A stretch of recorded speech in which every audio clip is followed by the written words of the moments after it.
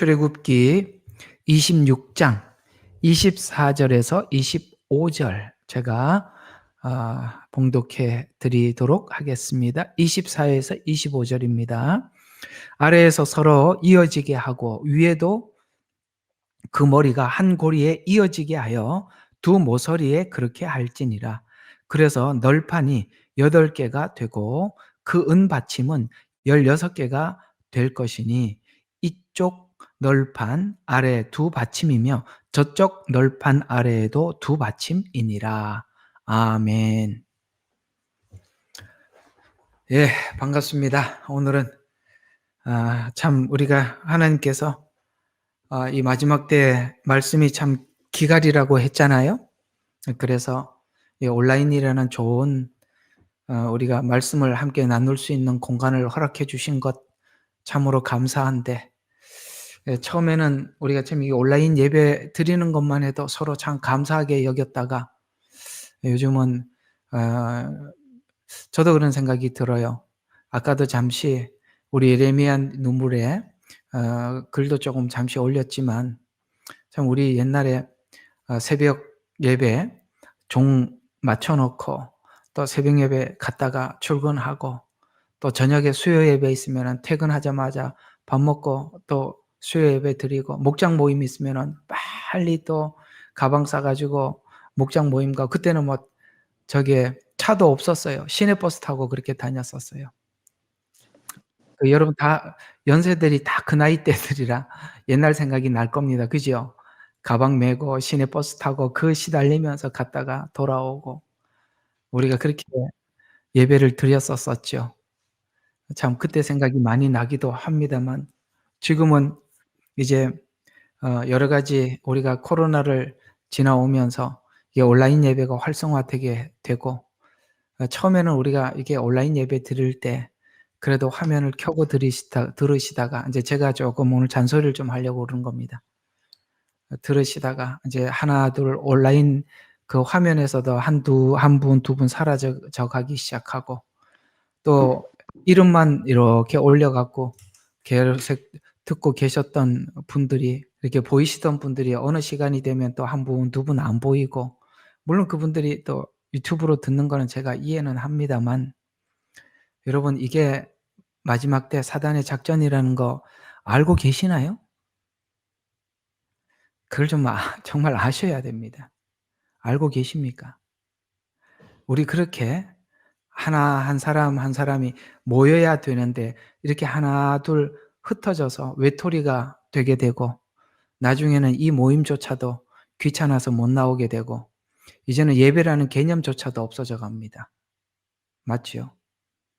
예. 수요일 예배도 없어져 가고 그냥 아무 때라도 유튜브 들으면 그건 예배가 아니죠. 그냥 누가 설교한 설교를 듣는 것이지.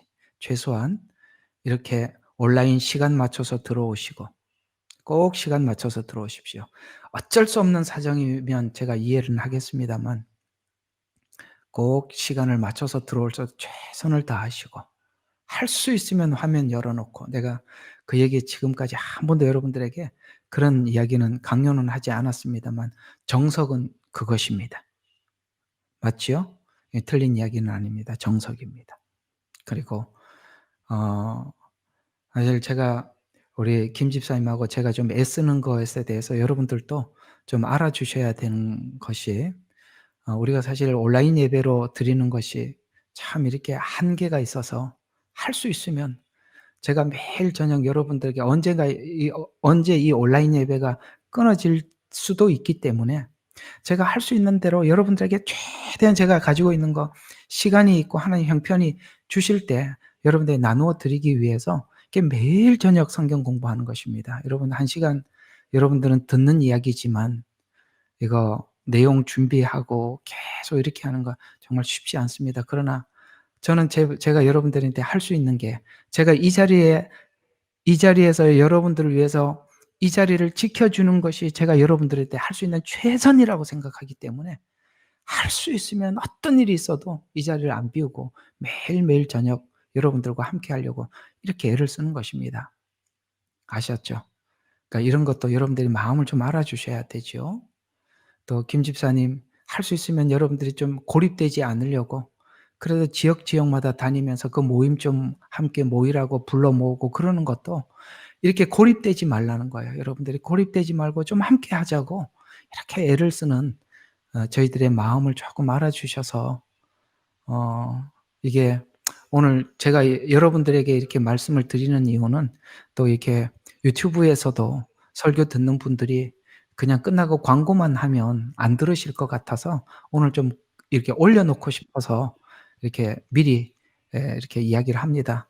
그러니 저희들의 이 여러분들이 좀 모임에도 고립되지 않고 홀로 되지 않고 외롭게 가지 말라고 할 수 있으면 이렇게 매일매일 이 자리를 지키고 6 개월에 한 번씩 저희들이 이렇게 나가서 이렇게 여러분들 뵙고 돌아오려고 하는 것입니다. 어쨌든 이런 모든 헌신에 대해서 여러분들이 조금 그저 응해 주면 저희들은 참 기쁨이 될 것 같습니다. 요번에 그 모임 신청서 올려 놨는데 여러분 부디 좀 올려 주셔서 좀 서로 얼굴 뵙고 또 지역 모임이 있으면 같이 나가서 함께 하고 전도지도 나누어 주고 같이 식사도 하고 어 아까 글을 올린 것처럼 히브리서에 이 히브리서는 정말 마지막 주님의 재림을 기다리는 성도들이 간절히 기다리고 있었어요. 그래서 거기 보면 10장 25 절인가 거기 보면은 이 "마지막 때가 되면 될수록 모이기를 패하는 사람들의 습관을 따라가지 마라." 왜냐하면은 마지막 때 모임을 패해진대요. 참 신기하지 않아요? 성경이 너무나도 잘 알고 그걸 얘기한 것 같아요. 지금은 사람들이 교회에 이렇게 하는 거 전 우리 아시잖아요. 새벽 예배 나가고 수요일 예배, 목장 모임 정말 예배 마치고 일 마치고 집에 와서 밥 먹을 시간도 없이 세수 겨우 하고 진짜 뛰어서 교회 간 적이 얼마나 많았습니까? 우리 그래 가지고 오늘까지 우리 믿음 지키고 살아왔는데 이것조차도 못하면 여러분 뭐 아무것도 못하는 거예요. 진짜입니다. 나오셔야 돼요. 아무리 힘들어도 나오셔야 돼요. 그리고 말씀 들으셔야 돼요. 제가 좀 아쉬운 게 뭐냐면 여기 계속 이렇게 보이다가 일정 기간이 되면 '아 유튜브에 올리네.' 그래서 안 보여요. 그 괘씸한 생각도 들어요. 그게 솔직한 마음입니다. 어느 때는 '유튜브에다가 그냥 이렇게 올리지 말까?' 이런 생각도 들 만큼 이거는 아니기 때문에 그렇습니다. 저희들 솔직한 마음이니까 예배 꼭 빠지지 마시고 할 수 있으면 늦지 마시고 그렇게 하십시오. 그게 여러분들의 신앙을 반 이상을 지켜나가는 것입니다. 엄청 중요합니다 이게. 그냥 유튜브 설교만 듣는 건 정보만 얻는 것이지 그건 예배가 아닙니다. 그냥 정보만 듣는 것입니다. 설교라는 성경이라는 정보만 얻는 것이지. 꼭 기억해 주시기 바라고 이번에 할 수 있으면 이렇게 함께 모여서 우리 함께 가고 있는 우리들을 서로 확인하고 그런 시간이 되었으면 좋겠습니다. 아유 이거 또 몇 분 함께 화면 열어 주셔서 감사합니다. 예. 예 고맙습니다. 자 오늘은 오늘 이 그림 이야기입니다. 여러분 이 성막 공부하면서 그림으로 보니까 우리가 글로 봤던 거하고 이 그림 보니까 더 확증이 되지 않습니까? 많이 확증이 되지요. 자 그런 내용들을 우리가 한번 쭉 보시면 자 오늘 이 내용입니다. 이게 인제 사실 요 그림이거든요. 이 그림하고 이 그림이. 네. 요거는 쪼끔 너무 작게 나와서 이렇게 큰 그림이 하나 있어서 이 그림으로 보여 드리면 바로 오늘 여러분들과 함께 할 것은 요겁니다. 두촉, 촉이라고 불러요. 그래서 요거는 이제 그러니까 조각목에 금을 싼 것이지만 요거는 은이지요. 근데 잘 보세요. 우리가 마치 애들 레고 아시죠? 애들 막 끼워 맞추기 하는 거. 레고 하듯이 요게 이렇게 딱 끼워 맞추게 돼 있잖아요. 요거는 하나는 구약이고 하나는 신약입니다. 그러니까 우리 믿음이 말씀 위에 서 있다고 하는데 그 말씀이 뭐냐? 구약과 신약 위에 우리 믿음이 서 있는 거예요. 말씀 위에 신앙이 서 있고 신앙 고백이 있는 것이지 말씀을 모르는데 믿음 위에 서 있다라는 말은 이게 말이 맞지 않는 이야기죠. 자 그래서 하나님께서 우리 믿음이 이 그림을 잘 보시면 신약과 구약 위에 서 있다고 하는데 사단은 이 구약과 신약을 떨어뜨리죠. 이게 둘을 끊어놔 버렸어요. 그래서 보세요. 이 한 기둥은 여러분들 개개인의 신앙입니다. 개개인의 신앙이 말씀 위에 서 있다라고 말할 때 반드시 구약과 신약 위에 서 있다고 하는데, 이 말씀이 너무나도 막연하게 그냥 말씀 이렇게 하니까 그것이 구약과 신약이라는 이 개념이 없이 뭐 신약을 가지고 막 설명을 하면 신약 위에 서 있다, 어떤 사람은 구약 위에 서 있다, 막 이렇게 막 혼선을 주는데, 아니요. 두 권 위에 서 있어요. 요 보세요. 그림 잘 보세요. 이 기둥은 둘이 분리되어 있지 않아요. 한 개예요. 그죠? 잘 그림 보세요. 한 개지요. 우리 믿음은 하나예요. 그런데 그 믿음이 말씀 위에, 신약과 구약 위에 한 기둥이란 말이에요. 구약 믿음 따로 있고 신약 믿음이 따로 있는 게 아니라 둘이 하나라는 거예요. 요 그림 잘 기억하면서 오늘 내용을 하나하나 살펴보도록 하겠습니다. 자, 신약과 구약의 연결점을 이해하는 것은 너무나도 중요합니다. 정말 중요합니다. 여러분, 지금까지 저하고 이렇게 성경 공부하고 설교 들으면서 아마 이런 느낌은 모두 다 받았으리라고 생각이 드는데요. 그래서 설교를 할 때 정말 여러분 어떤 기대감이 있으세요? 목사님, 오늘 본문을 이 본문을 택했는데 이 본문이 창세기 같다, 요한계시록 같다가 빌립보서 같다가 예언서 같다가 막 돌아다니는 거 보시죠. 막 성경 안에서 막 돌아다니잖아요. 만약에 이것이, 이 말씀이 신약 위에 서 있다면 구약은 잘 안 넘어갈 거예요. 그죠? 신약 안에서 맴돌겠죠. 어떤 사람이 또 성경이 구약 안에 있다고 생각을 하면 구약만 가지고 자꾸 설명을 하겠죠. 그런데 대체적으로 여러분들이 들으면서 어떤 느낌이 드세요? 이 내용이 신약 같다, 구약 같다. 구약과 신약의 구분이 있어요, 없어요? 없다는 걸 느끼시죠? 왜요? 성경은 모두가 하나이기 때문에 그렇습니다. 그런데 사단이 오랫동안 성경을 나누어 놨어요. 나누어 놨단 말이에요. 그래서 지금 우리가 누구를 만나도 신앙 색깔이 다른 거예요. 왜? 나누어 놨거든요. 이상하죠? 우리 누구하고 만나서 이야기하면, 야, 이 이야기는 이런 이야기잖아, 이 이야기는 이런 말씀이잖아 라고 나누면 사람들마다 이상하게 서로가 의견이 굉장히 다른 걸 느끼게 돼요. 왜요? 지금까지 성경을 사단이 너무 많이 잘라놨거든요. 나눠놨거든요. 근데 오늘 여기 두 개가 어떻게 돼 있다고요? 이게 따로가 아니라 이게 하나예요. 한 촉이에요. 하나. 이게 두 개가 아니에요. 하나예요. 요 그림에는 꼭 그렇게 보이도록 이렇게 잘라져 있는 것 같아 보이지만 두 개가 붙어 있는 겁니다. 자, 그래서 이것이 뭐냐면, 세대주의는 연결점을 끊어놓은 신학이에요. 연결점을 이렇게 끊어버렸어요. 세대주의 신학은, 이 세대주의 신학이 대체 신학을 만들어냈어요.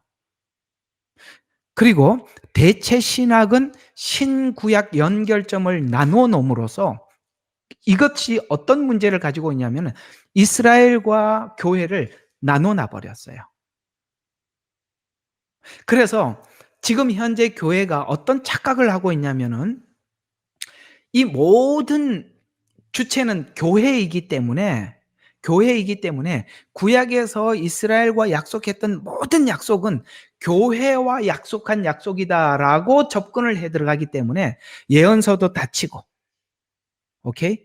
예언서도 다쳐요. 구약도 다쳐요. 모든 성경이 무조건 다치게 돼 있어요. 사단이 이 깊은 전략을 썼어요. 오랜 세월 동안. 그래서 이런 구분점이 없고 이해가 부족하니까 천주교가 나와서 앞장을 서서 이렇게 에큐메니칼 운동을 해도 아무 생각 없이 모두 동조하는 것입니다. 너무나도 많이 나눠놨단 말이죠. 그래서 신구약의 연결점을 끊어놓게 되었습니다. 오늘 이 바로 위에 있는 이 그림은 이 받침이 서로 연결되어 있고 그 위에 성도들의 믿음이 서 있다고 분명히 말해주고 있습니다. 여러분과 저는, 일단은 제가 그러니까요. 저는 신학을 중심으로 해서 여러분들에게 설교하지 않습니다. 한 번도 내가 신학을 중심으로 설교를 준비하거나 성경 공부를 준비한 적이 하나도 없습니다. 모두는 성경을 기준으로 그냥 여러분들에게 해드린 것입니다. 그러니까 여러분들이 성경만 보았던 여러분들은 이렇게 성경을 설명하고 있는 이 내용에 대해서 전혀 반감이 생기지 않는 겁니다. 왜요? 우리는 성경이 전부 다 하나님 말씀이라는 걸 인정을 하고 신구약이 한 권이라고 보고 있기 때문에 여러분과 저는 아무 이견이 없는 것입니다. 만약에 제가 장로교회에서 가르치고 있는 칼빈을 가지고 여러분들에게 설교했다면 여러분들이 이렇게 모여들지 않고 다 나눠졌을 겁니다. 지금쯤 다 나눠져 있을 겁니다. 왜? 반드시 부딪히는 시간이 오기 때문에 그렇습니다. 근데 여러분과 제가 안 부딪히는 이유가 뭐냐? 여러분들은 그냥 성경대로 믿으려고 하기 때문에 그래요. 저는 성경대로 설교하고 있기 때문에 여러분과 저는 아무것도 충돌이 될 게 하나도 없어요. 그냥 더 깨달아질 뿐이지. 맞나요? 그럴 겁니다, 아마. 그래서 이 세대주의는 연결점을 끊어놓게 되는데, 이 세대주의란 성경 역사와 성경을 여러 세대로 구분해서 각 시대마다 하나님께서 인간과 맺은 경륜이 다르다고 주장을 합니다. 아브라함 족장 시대. 그러니까 창세기는 족장 시대죠? 그렇죠? 그다음에 출애굽기는 출애굽 세대입니다. 사사는 사사 세대예요. 왕정 시대, 열왕기 상하, 그다음에 역대 상하는 왕정 시대. 왕정 시대가 끝나면서 뭡니까? 교회 시대 이렇게 끊어버린다. 족장 시대, 무슨 시대 이렇게 뚝뚝뚝 끊어놓는 바람에 사람들이 이걸 세대로 자꾸 들어가다 보니까 세대마다 하나님이 말씀하시는 방식이 다르대요. 요즘 로잔 대회를 하면서도 이 이야기를 합디다. 하나님은 각 시대마다 전달하는 방식이 다르다. 뭘 달라요? 똑같지요.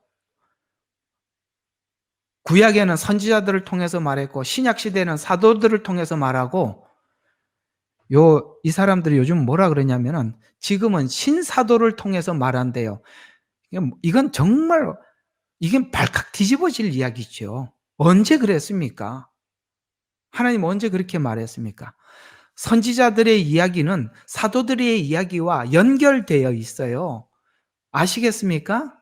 선지자들은 사도들이 할 메시지를 예언을 한 거예요. 그 다음에 그 사도들은 사도들이 했던 예언이 성취됐다고 외치는 것이고, 오늘 목사들은 선지자들이 했던 말과 사도들이 눈으로 본 예언의 성취를 설명을 해주는 것에 불과한 거예요. 신사도, 지금은 새로운 신사도 시대가 돼서 신사도가 무슨 말을 하는 게 아니라, 아시겠죠? 시대마다 말하는 방식이 다르다. 이렇게 이야기를 하는데, 아니요. 말하는 사람, 예를 들어 선지자, 사도, 목사 이럴지 몰라도 내용 자체에는 아무런 변함이 없다는 것이죠. 요즘은 이상한 이제 에큐메니칼 운동을 하는 사람들을 향해서 성경의 말씀이 변함이 없는데 왜 그러냐, 성경 해석을 왜 그렇게 하느냐라고 물으니까 이 사람들이 이렇게 얘기를 합니다. 성경 해석은 많이 시대에 따라 유연해져야 한대요. 참 이게 하늘이 무너질 이야기입니다.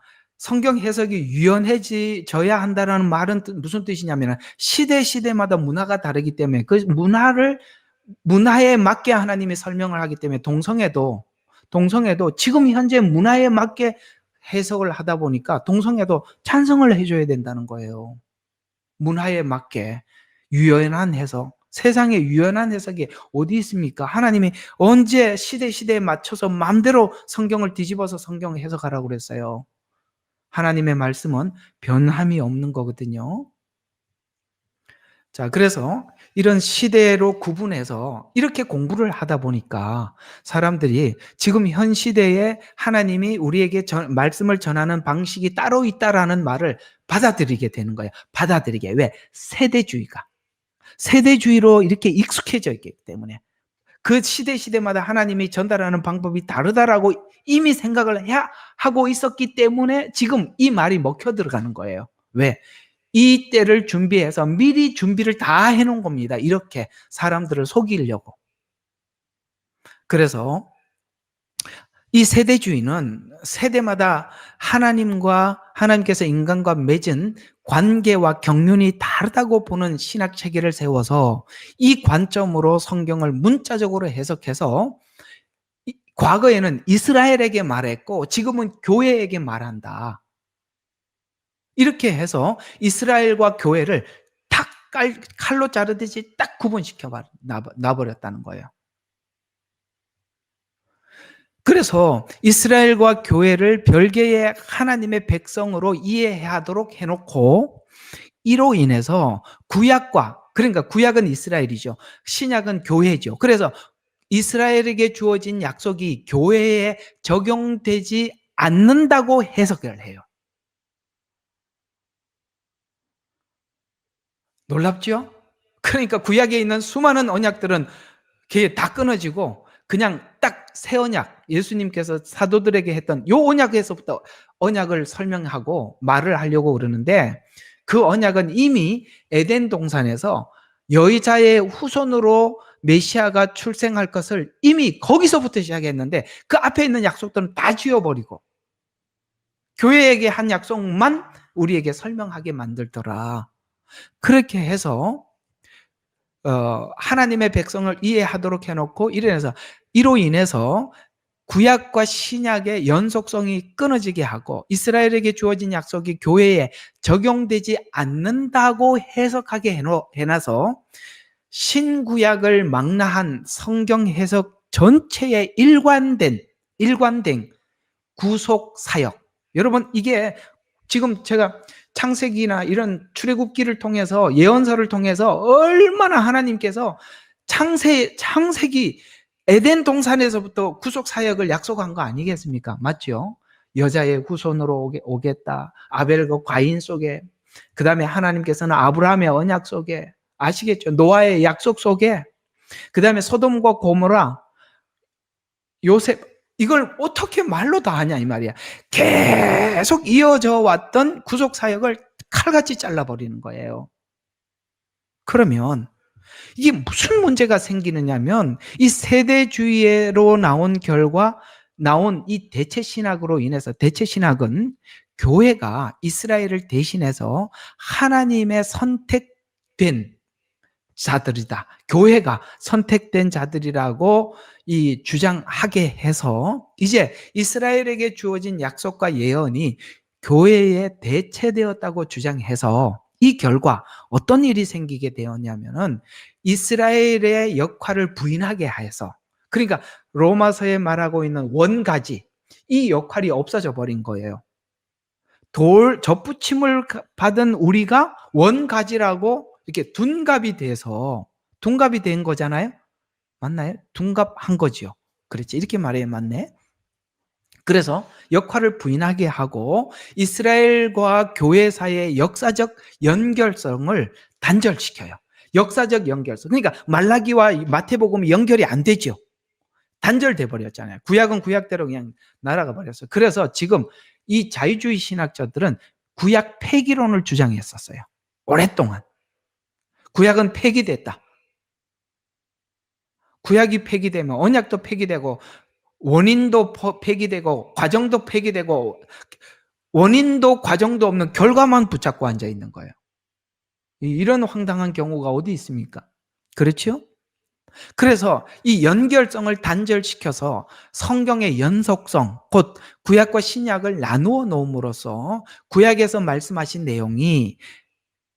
내용이나 약속에 대해서 더 이상 관찰하지 않게 만들었다는 거예요. 그게 구약을 안 살펴요. 근데 여러분 지금 화요일 날 하고 있는 이 성막 공부하고 있는데 이게 여러분들인데 너무나도 놀라운 유익이 될 뿐만 아니라 이 구약에 있는 이 내용들이 전부 다 신약에 있는 복음하고 전혀 다르지 않죠? 왜 다릅니까? 똑같잖아요. 그러니 이 구약 속에서 이런 믿음이 생기지 않으니까 사람들의 신앙이 너무나도 뿌리가 없어서 바람만 불면 넘어가고, 너무나도, 그러니까 이게 지금 유튜브에 아주 자극적인 이야기만 자꾸 들으러 가는 게 뿌리가 없어서 그러는 거예요. 여러분 뿌리가 있는 사람은 복음을 듣기를 원하지.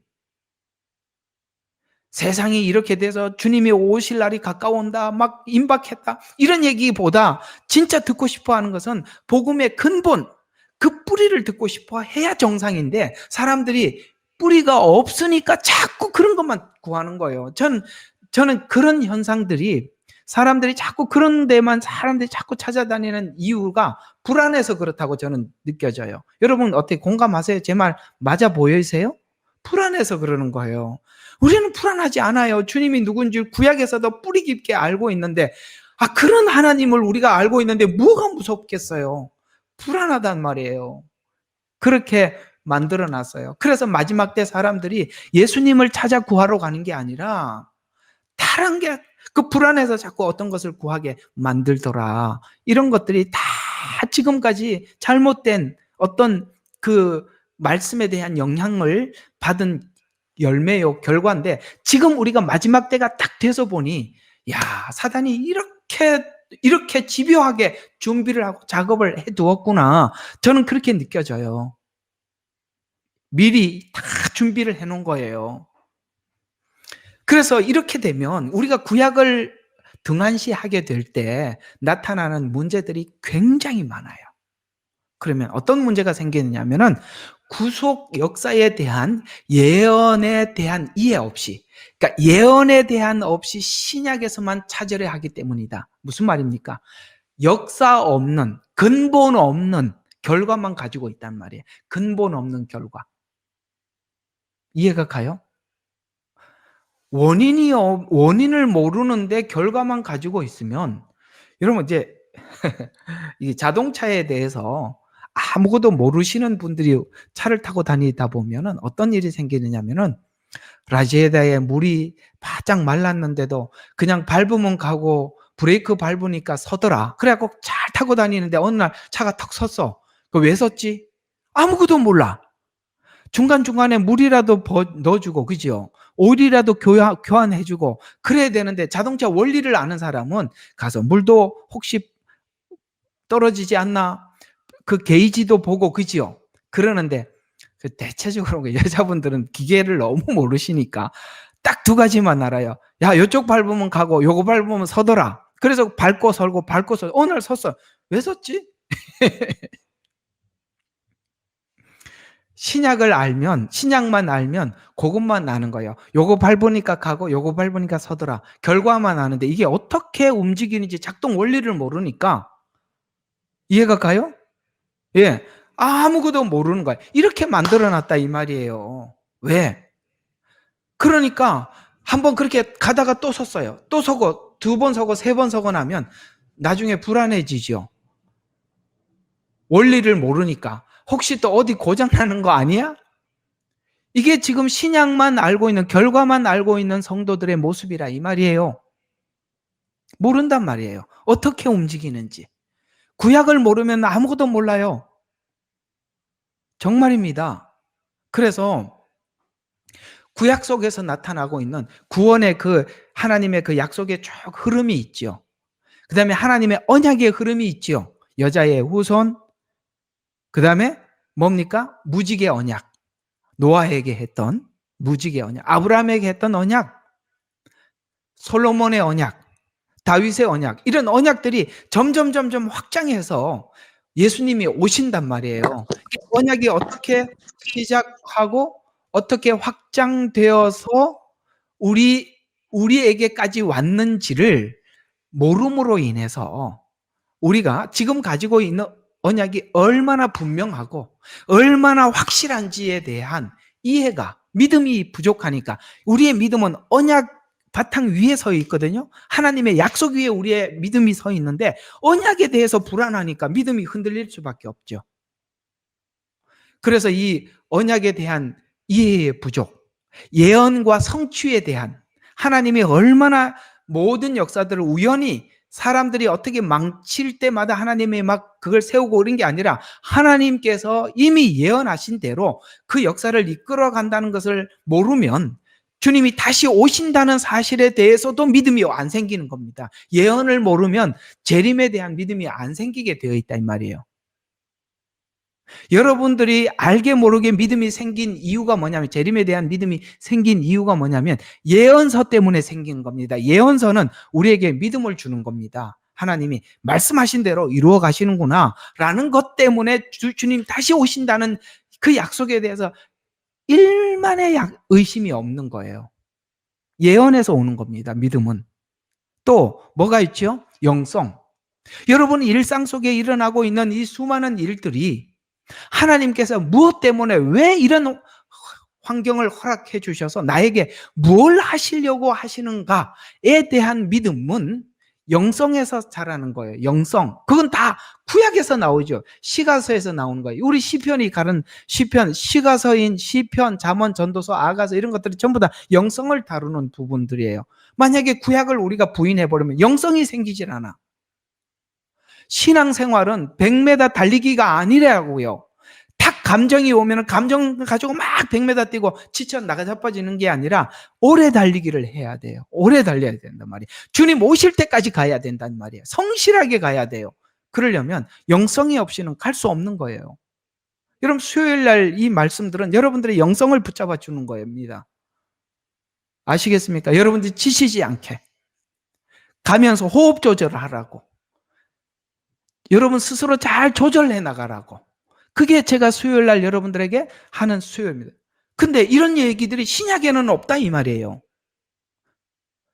시가서에서 나오고 역사서 속에, 구약의 역사서 속에서 나오는 거예요. 이게 영성은. 그래서 모든 영역에 대해서 이 중요한 구원, 언약, 예언, 영성 이런 영역에서 아무런 도움을 받지 못해요. 구약을 배제하면. 그래서 왜냐하면 원인과 과정 없는 결과만 설명하기 때문에 우리가 누구를 만나도 구약을 하지 않으면 교리적으로 해석이 너무 달라요. 대략 어디에서 다르냐? 구약에 대한 이해가 부족하면 다를 수밖에. 왜? 결과를 가지고는 원인과 과정을 정확히 알아야만이 결과를 제대로 설명할 수 있는데 원인, 과정 없는, 이해가 없는 상태에서 결과만 설명을 하면 이해가 가요?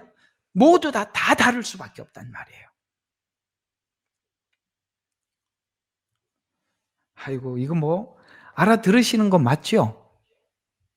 정말 알아들으셨어요. 예. 예, 정말 이거 참 많은 의미를 담은 이야기입니다. 자, 그러면 이 많은 부분에서 해석이 다른데 특별히 종말론에 큰 문제를 가져오게 돼요. 요한계시록. 자, 한번 여러분 제가 물어볼게요. 여러분 누구에게 요한계시록을 들었을 때 두 사람이 요한계시록을 설명을 하면 처음부터 끝까지 똑같이 설명하는 사람 한 번이라도 만난 적이 있다 없다? 한 번도 없을 겁니다. 진짜 한 명도 없어요.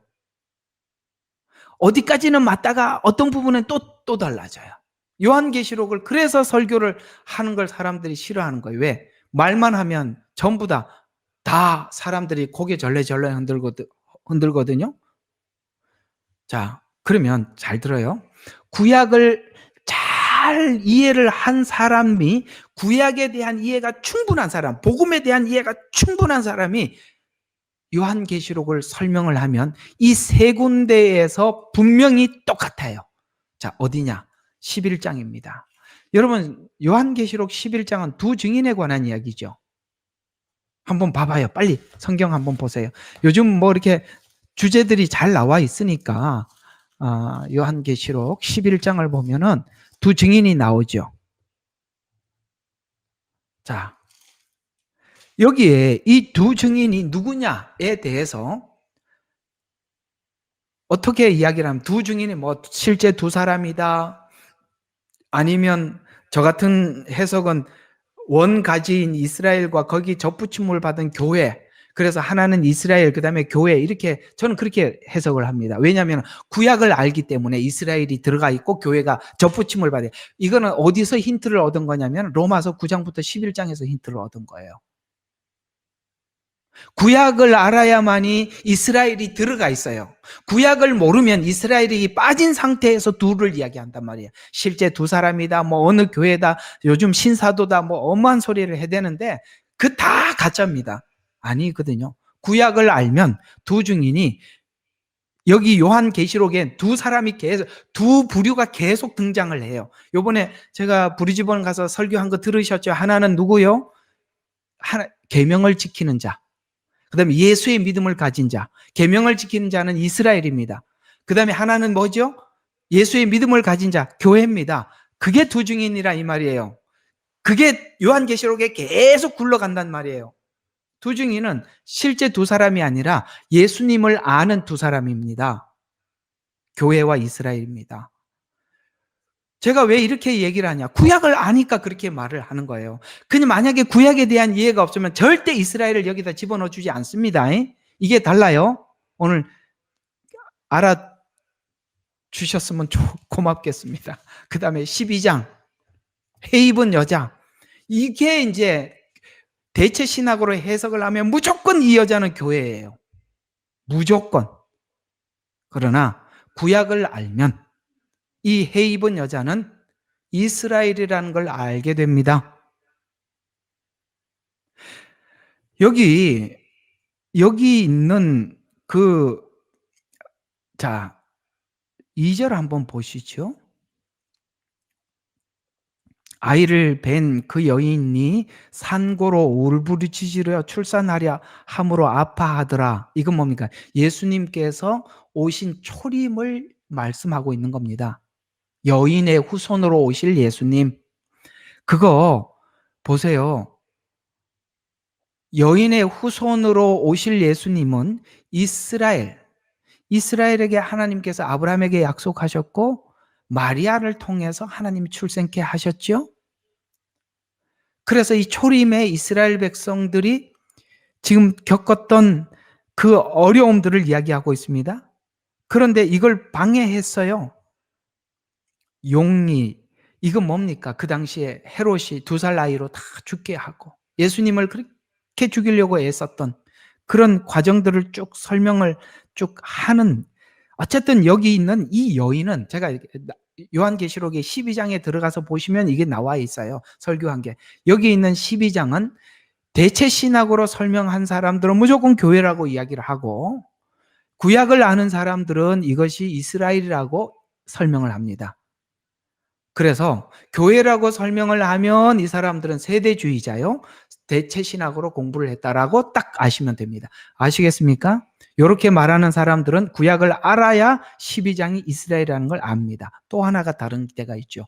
7장과 14장입니다. 요한계시록 14장은 이스라엘 12지파 12,000, 14만 4천이 나오는 곳입니다. 14장은 14만 4천이 하나님 나라에 올라간 이야기를 합니다. 하나님께 구원받아서 올라간.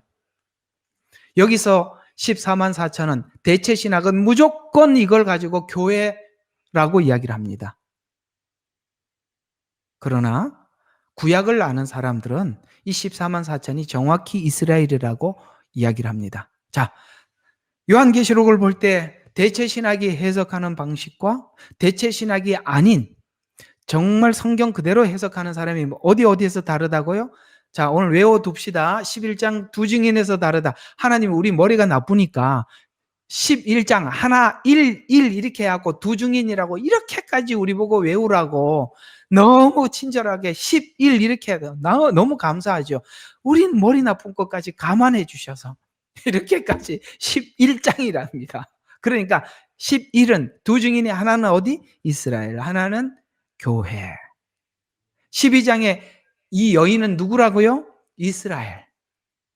예수님을 초림케 해서 승리해서, 그렇게 사단이 방해를 해도 십자가에 죽으시고 부활하고 승천한 것처럼 주님께서 마지막 때도 이렇게 승리할 것이다라고 용기를 주기 위해서 12장을 넣은 거예요.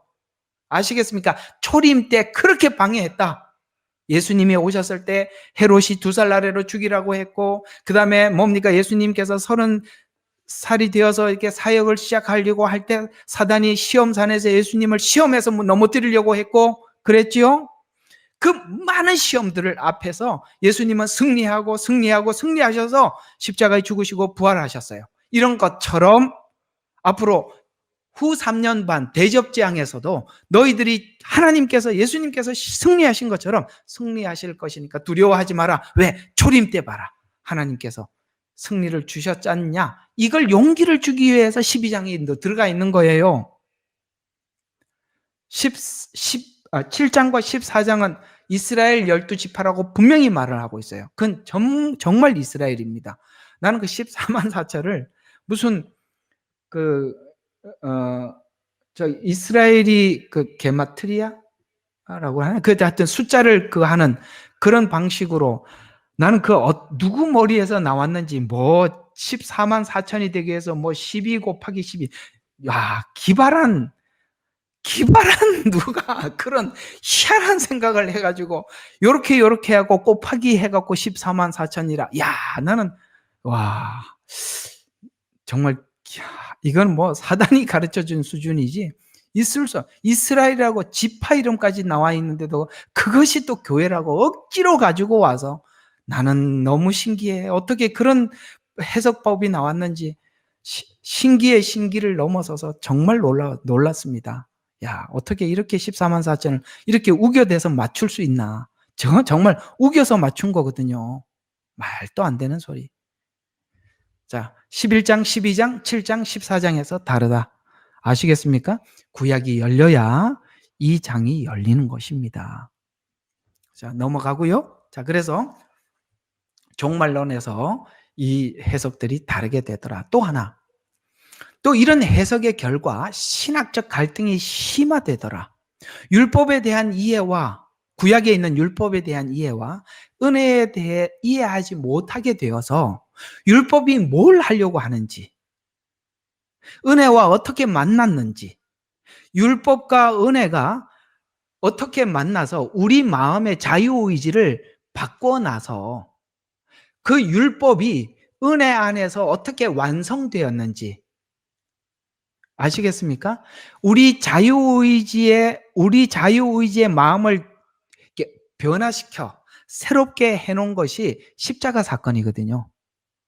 우리 자유의지가 바뀐 것은 십자가에서 우리 자유의지가 바뀐 거예요. 어떻게 바뀌었냐? 율법을 은혜 가운데 지키도록, 은혜 가운데 하나님 앞에 대답하고 화답하도록 하나님께서 십자가에서 우리 마음을 바꿔놓은 거예요. 그러니까 이 세대주의가 율법 시대라고 율법으로 끊어버리고 은혜 시대라고 은혜를 끊어버리는 바람에 이 둘이 어떻게 연결된지 설명할 길이 없어져 버린 거예요.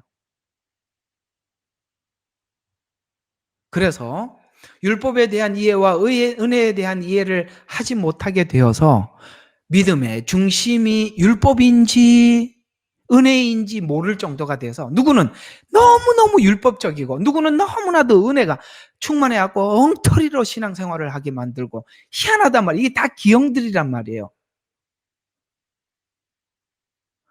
아시겠습니까? 마음 없이 하나님을 섬기는 것도 아니란 말이에요. 율법으로 아니라 이 말이에요. 은혜 이렇게 하고 마음껏 자기 마음대로 신앙생활하는 거 이것도 아니란 말이에요. 이 둘이 어떻게 예수 안에서 잘 아울러져서 하나님을 기쁨으로 섬기게 되었는지 이걸 설명할 길이 없이 차단을 시켜버려요. 왜? 시대를 끊어버렸으니까. 나누어졌잖아요. 철도가 끊어져 버렸단 말이에요. 그래서 이게 신앙의 중심이 율법이 되어야 하는지 은혜가 중심이 되어야 하는지 모를 정도로 원래 성경이 만들고자 했던 신자의 모습을 만들어내지 못하도록 만들었어요. 구약을 중심으로 신약을 해석하는 사람들. 그러니까 구약을 딱 중심으로 신약을 해석하는 이상한 안식일교가 나올 수도 있고 신약을 중심으로 구약을 해석하려는 그런 사실 이렇게 신약 교회 이래갖고 신약을 중심으로 자꾸 구약을 해석하는 이것도 문제가 있는 거거든요. 둘이 지금 아까 말하니까 연결되어 있는데 뭘 중심으로 들어가는 게 아니라 둘이 같다 이 말이에요. 같은 책으로 봐야 되는데 나누어서 보기 시작하면 뭔가 나누어져 있는 그 순간부터 문제가 생긴다 이 말이에요. 아니, 같은 책이다. 그래서 서로 간에 이 구약을 중심, 신약을 중심으로 했느냐라는 사람들의 해석하려는 자들 사이의 갈등은 전혀 다른 종교처럼 느낄 정도예요. 이게 좀 같은 예수를 믿는데 이게 정말 내가 믿는 기독교인 맞나? 이런 생각이 들 만큼 서로 간에 이해가 일치되지 못하더라라는 것입니다. 그래서 장로교가 생기고 감리교가 생기고 성결교회가 생기고 막 자꾸 이렇게 나누어지는 이유가 바로 이렇게 뭘 중심으로 보느냐, 성결을 중심으로 보느냐, 예정을 중심으로 보느냐, 여기에 따라 갖고 교단도 나눠지고 신앙 색깔도 다르지. 다 신학이지 이거는 성경은 아니라 이 말이에요. 그건 신학이지 성경은 아니다. 또 어떤 문제가 생기게 막 이런 대체신학과 세대주의가 뭘 만들었냐면 반유대주의자들에 의해서 알리아 운동, 그렇게 성경에 예언되어 있던 알리아 운동에 대한 거부감. 왜? 이스라엘은 버려진 것이고 역할이 끝났다고 이야기를 하니까, 구약은 끝났잖아요. 이스라엘의 역할이 끝났다고 하니까 알리아 운동에 대해서 거부감이 들게 만들어요. 그래서 분명히 성경에 예언하고 제시한 이 알리아 운동도 실제 알리아 운동이 일어나고 보니까 뭐라고 또 뒤집어 씌우냐면, 그건 이스라엘이 아니라 시온주의자들이 일으킨 악한 운동이다라고 이렇게 치부해요. 실제 돌아가고 있으니까 그걸 말을 못하지는 못하겠고 가고 있으니까, 아, 저 사람들은 진짜 이스라엘이 아니고 시온주의자들이야, 이렇게 뒤집어 씌우더라는 거예요. 아니, 솔직하게 구약에 대해서 난 못 믿겠다라고 이렇게 얘기하는 게 더 솔직하지요? 그렇게 말하는 거는 아니지 않습니까? 또 은혜와 율법의 균형을 상실하게 되고, 은혜와 율법 사이에 인간의 자유의지가, 아까 말씀드린 그 변화의 과정, 우리가 어떻게 마음이 변화되어 가는지 그 과정에 대해서 설명을 못해요. 이거요, 구약을 알아야만이 설명할 수 있는 거예요. 절대 신약에서는 이 내용을 설명할 길이 없어요. 구약에서만 설명 가능한 것들이에요. 왜? 근데 이거 구약을 잘라놔 버렸으니 우리가 이걸 설명을 할 수가 없게 됐죠. 교단이 나눠졌기 때문에 성도들의 신앙 색상이 다르게 만들어졌습니다.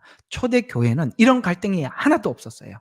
초대교회는 이런 갈등이 하나도 없어요. 똑같았기 때문에. 근데 우리가 왜 초대교회로 돌아가지 못하느냐? 초대교회에서 전한 복음이 사라졌기 때문에 그렇습니다. 설명할 길이 없어졌던 거예요. 저는 정말 하나님 앞에 감사합니다. 저는 이게 초대교회 사도들이 전한 복음을 여러분들에게 전할 수 있어서 정말 감사해요. 사도들이 전한 복음을, 그래서 결국 초대교회로 사람들이 돌아가고 싶지만 길을 알 수가 없어요. 왜? 끊어나죠. 다리를 잘라버렸단 말이에요. 끊어나서 돌아갈 수 없게 만들어 놓았으며, 이 원래 사도들이 처음에 전했던 복음이 뭔지를 찾지도 못하게 만들어 놓았어요. 그렇다면 신구약의 연결점은, 성경은 어떻게 우리에게 말씀하고 있는가? 신약과 구약의 중요한 연결점이 있는데, 바로 구약은 율법을 가지고 쭉 왔어요. 율법으로 손을 들게 만들고, 은혜가 뭐예요? 우리의 모든 뭡니까?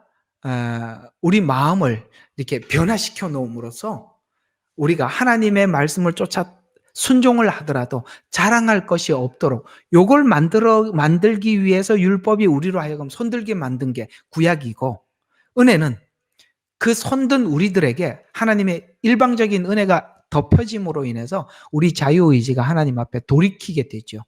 돌이키게 됨으로써 이제는 그 하나님의 말씀을 우리가 전적으로 믿고 수용하고 따르게 만든 것. 이것이 성경이, 구약이 율법이 하는 역할이고 신약의 은혜가 하는 역할 안에서 우리의 마음의 변화. 이게 성경의 전체 그림인데, 여기에서 무엇 하나도 빠지면, 무엇 하나도 설명이 빠지면 우리는 하나님이 원하는 그런 성도, 하나님의 작품이 되질 않아요. 만들어지질 않아요. 기형이 된다 이 말이에요. 그래서 신구약의 연결점 중 하나는 예수 그리스도를 통해서 율법이 완성되었다는 개념인데, 신약은 구약의 율법의 완성자 예수님께서 은혜를 말씀하시는데, 자, 이렇게 신구약 안에서 은혜 안에서 우리 마음이 변화되었다라는 이 말씀들을 우리에게 이해시키기 위해서 성경에 여러 가지 이야기가 있지만, 이것이 구약과 신약의 아주 중요한 연결점이고 우리에게 이해시키려고 하는 것이다라는 말씀들 몇 군데만 좀 뽑아서 여러분들에게 이해를 시켜드리면 마태복음 5장 17절이 이런 말씀을 하고 있습니다. 자, 한번 보시죠. 예수님 직접 이런 말씀을 선포하셨습니다. 내가 율법이나 선지자를 폐하러 온 줄로 온 것이 아니요. 보세요. 세대주의자들의 논리의 정면으로 예수님은 반박하고 계시죠? 어떻게 반박하고 계십니까? 구약이 폐해진 게 아니라고 말합니다. 율법은 뭐냐? 모세오경을 이야기하고 있고 선지자는 말라기까지 선지자들을 이야기해요. 구약 전체를 표현할 때 율법이나 선지자 이렇게 표현하는 것입니다. 구약, 다른 말로 이렇게 표현하면 됩니다. 내가 구약을 폐하러 온 줄로 생각하지 말라 이런 말입니다. 완전하게 하려 함이라. 구약을 완전하게 하기 위해서 오셨다 이 말이에요. 구약의 율법을 완전하게 하려고 오셨다 이 말입니다. 이제는 우리는 구약에 있는 말씀들을 폐하는 것이 아니라 우리는 구약에서 요구하는 것보다 훨씬 더 갖게 되었죠. 구약은 어떻게 요구하고 있었죠? 상대방이 나에게 한 대 때리면 나도 한 대만 때려라. 이게 구약 이야기예요. 맞죠? 그걸 보고 보복법이라 그래요. 보복법. 맞죠? 네. 한 대만 때리면 한 대만 해라. 보복하려고 하지 마라. 사람들은 한 대 맞으면 한 대만 되돌려 주려고 그래요? 아니면 한 대 때린 거하고 팔자 고치려고 그래요? 팔자 고치려고 그러잖아. 그렇게 하지 말라는 거예요. 보복. 1대1만 하라는 거예요. 우리의 죄성이 악하니까. 그게 구약이 그걸 잡아주는 거거든요. 그런데 신약은 예수님을 만난 우리들에게 왼밤을 치면 어떻게 하라고요? 오른밤을 돌려대래. 구약이 더 커요? 신약이 커요? 신약이 크죠. 구약은 명령이에요. 신약은 권고예요. 여러분, 명령이 무서워요? 권고가 무서워요? 일반적으로. 명령이 무섭죠. 잘못하면 벌금을 내야 되는데, 감옥에 가야 되는데, 명령이 무섭죠. 권고는 해도 되고 안 해도 되는데, 우리는 예수님의 십자가 사건을 보고 난 뒤에 권고가 더 커졌어요. 내가 너희들에게 권면하노니, 얼마나 우리가 달라졌는지 아시겠습니까? 명령보다 하나님의 은혜가 그걸 우리에게 권면하는 것이죠. 그래서 꼭 기억하십시오. 구약이 폐해진 게 아니라고 이야기합니다. 도리어 신약이 구약을 완전하게 하신다. 이렇게 말씀하고 있어요. 그래서 예수님은 율법이 요구했던 율법을 완성시키는 분이라고 말씀하셔서 율법을 완성하심을 넘어서서 율법의 요구에 끝이 되었대요. 그러니까 율법이 그걸로 폐해지는 것이 아니라 율법의 끝이 되었다, 완성이 되었다라는 말을 로마서 10장 4절에 이렇게 말씀하고 있습니다. 그리스도는 모든 믿는 자에게 의를 이루기 위해서 구약의 율법도 의를 추구하는 것인데 율법을 완성을 못 시켰어요. 그런데 그 율법이 마치 말라기에서 더 이상 더 나가지 못하고 끝나는 것 같았는데 뭡니까? 예수님이 오심으로써 율법의 마침이 되어버렸어요. 무슨 말이에요? 의의 완성이 됐다는 거예요. 여러분들이 이 내용을 이해하고 계시면 모든 설교가 모든 성경이 막 열려요. 그리스도는 모든 믿는 자에게 의를 이루기 위해서 율법의 완성이 되었다라는 말을 알고 성경을 보면 엄청나게 성경이 깊게 열리는 거예요. 또 히브리서 8장 6절에 이렇게 말씀하고 있습니다. 더 나은 중보자, 새로운 언약의 그림자를 완성하신 분이라고 합니다. 예수님께서 더 나은 언약의 중보자가 되셨고, 그러면 더 나은 언약의 중보자라는 말은 더 나은이라고 했으니까 그 전에 어떤 중보자가 있었다는 얘기 맞지요? 더 나은 중보자. 그럼 이전에 무슨 중보자가 있었다는 얘기인데, 그럼 이전에 있던 중보자가 누굴까? 모세죠. 모세죠. 그러나 모세는 그 중보에 대해서 완성을 하지 못한 조건적인 언약을 맺혔죠. 십계명을 받아 내려와서 백성들에게 외치죠.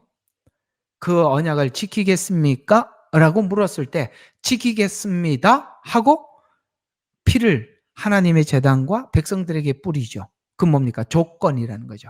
만약 지키지 못하면 죽어야 한다. 근데 말라기에 가서 못 지켰다로 끝났죠? 지킬 수 없습니다라고 끝났는데 예수님께서 오셔서 지켜주심으로써 지킨 것이 됐죠. 이해가 가요? 예수님께서 십자가의 피 흘림으로 이번 주 설교가 피에 대한 설교예요. 피. 화목제물이라는 말이 어떤 뜻인가? 요즘 설명을 더 나은 중보자. 그러니까 모세는 조건적으로 하나님 앞에 중보할 수밖에 없었지만 예수님께서 우리를 위해서 중보하신 중보는 조건적인 중보가 아니라 어떤 중보지요? 영원한, 예수님께서 피 흘려서 믿는 자에게 주는 영원한 언약.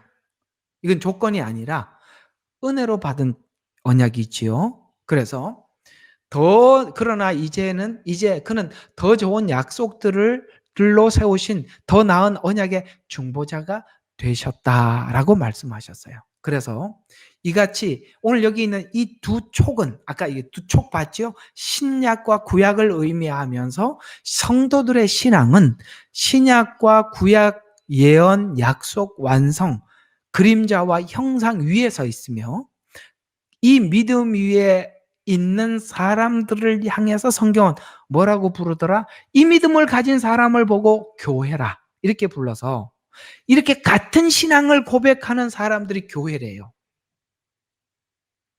근데 이 고백이 같지 않으면 정말 교회가 될 수가 없어요. 아까 봤죠? 이 그림 보셨죠? 우리 신앙은 여기 기둥이에요. 우리 신앙의 기둥이에요. 기둥은 말씀 위에 서 있어요. 근데 이 말씀이 신약과 구약인데 누구는 신약만 믿는 믿음, 누구는 구약만 하나가 될 수가 없는 거예요. 누구는 교회만 주장하고 누구는 이스라엘. 그럴 수도 없는 거예요.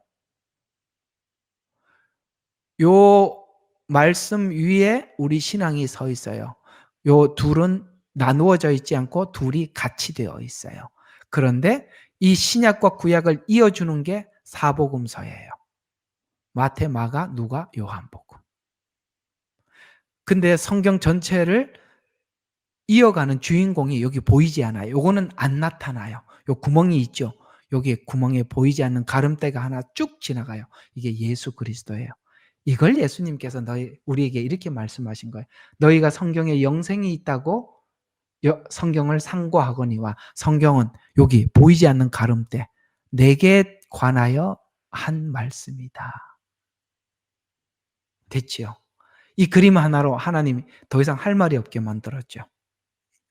그래서 우리가 왜 하나님이 이렇게 그림으로 우리에게 복음을 설명을 하느냐면 글로는 사람들이 얼마든지 장난을 칠 수 있어요.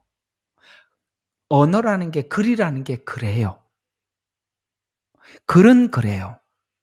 우리가 독후감을 쓰면 똑같은 한 권의 책을 읽고 독후감을 써도 사람들마다 소감이 다르고 보는 관점이 달라요. 어떨 때는 주인공도 달라질 수도 있어요. 그럴 만큼 우리 견해들은 서로가 다를 수 있어요. 그걸 하나님께서 더 이상 우리에게 혼란스럽게 하지 않게 하기 위해서 분명하게 이 그림을 준 겁니다. 여기서는 정확하게 우리는 누구도 이걸 기만할 수 없게 너희들의 믿음이 어디에 서 있느냐라고 묻지요. 우리는 모두 다 하나님 앞에 신약과 구약이라는 말씀 위에 서 있습니다. 둘은 분리되어 있지 않습니다. 둘은 하나입니다. 그 위에 하나의 기둥입니다. 그런 사람들이 모여야만이 교회입니다. 이렇게 되게 돼 있다니까요. 하나님은 사단이 이렇게 장난칠 줄 알고 미리 그림으로 우리에게 다 알려줬는데 우리가 구약으로 가보지 않으면 이런 걸 자꾸 글로 씨름을 하면 서로가 대화를 하고 글로 자꾸 이걸 증명해 보이려면은 이게 언제 이게 일치가 될지 알 수 없어요. 자, 오늘은 어 사단이 오랫동안 이렇게 어 대체 신학, 세대주의를 통해서 대체 신학을 만들어내고 대체 신학을 통해서 구약과 신약을 나누고 이스라엘과 교회를 나누고 아시겠어요?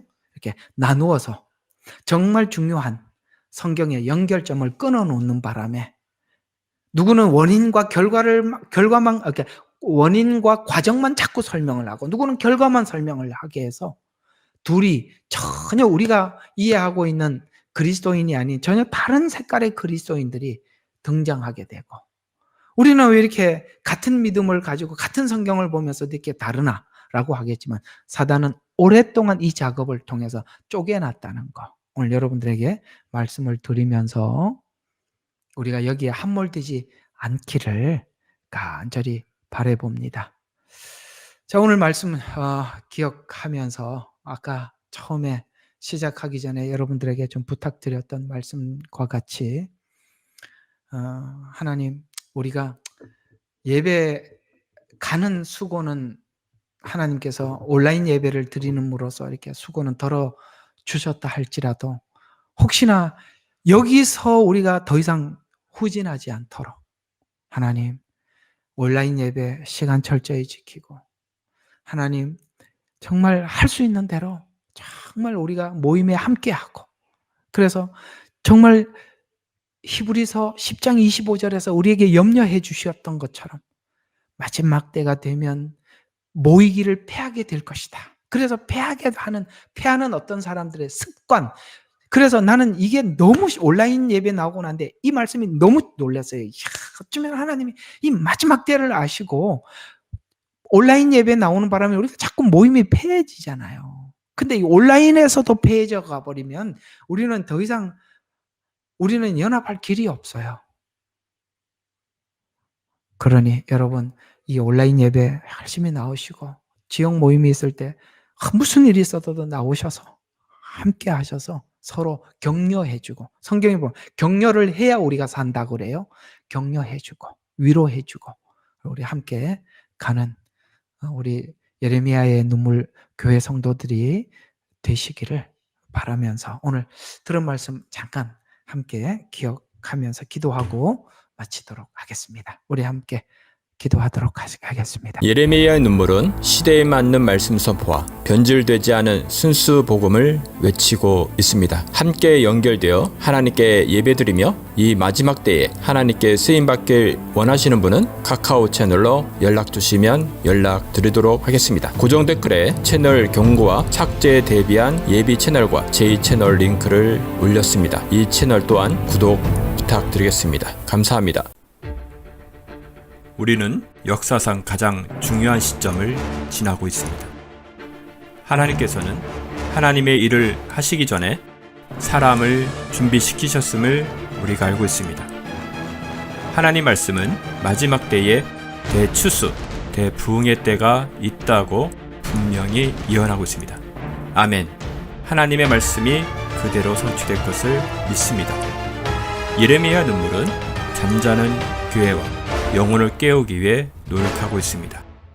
이 가슴 뛰는 일에 함께 하길 원하시는 분은 카카오 채널로 연락 주시기 바랍니다.